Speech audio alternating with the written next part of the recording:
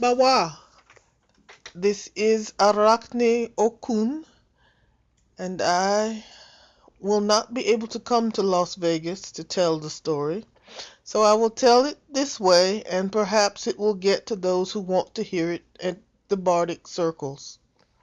It is called KnightsBrew. Glent was late. He'd overslept and now had to rush to get his part of the ritual done. He tied his long curly hair back quickly in a leather thong and grabbed the bucket to fetch the water. Without the water, the whole ritual would be spoiled, and his mistress would be displeased. He dipped the large oaken bucket into the stream, letting it fill with the cool mountain water, and drug it back to the cauldron where it stood on stubby legs over the stone fire ring. Carefully he poured the water in and lit the fire underneath the cauldron. He then went to find his teacher. Joshima was standing on a stump in her garden, using her druid scythe to cut some branches from a tree. She heard the soft footfalls of the boy as he came up and turned to greet him. As she did, her foot slipped and down she tumbled, her basket and scythe flying out of her hands. Glent hurried to her side to help her up, and together they retrieved the things that had spilled out. Bits of cinnamon bark, clothes, and fairy cap were carefully replaced into the basket.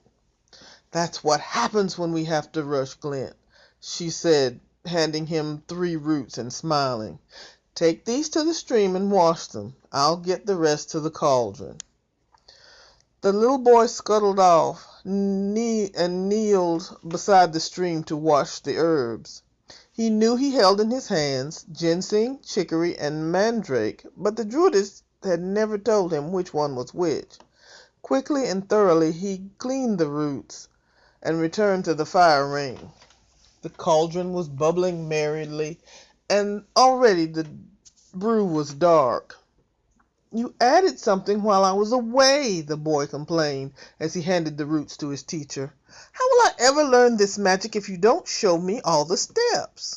The druidess smiled and sliced the roots thinly into the pot. "Only this year were you able to reach the cauldron. Be patient." She stirred it a few times with a long spoon.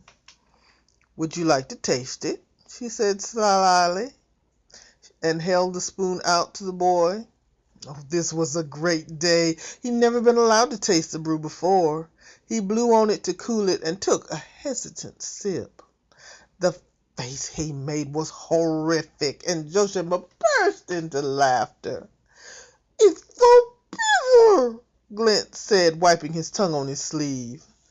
Joshua wiped the tears from her eyes and smiled. "Yes, it's bitter. But if you bring the gourd filled with sweet white powder from the barrel in the house, I can fix that." Softly the wind brought the sound of an approaching horse, its bells and hoofs ringing through the air. "Hurry, he's almost here." Glent scrambled into the house and brought back the white powder. Carefully he poured it in as she stirred the brew.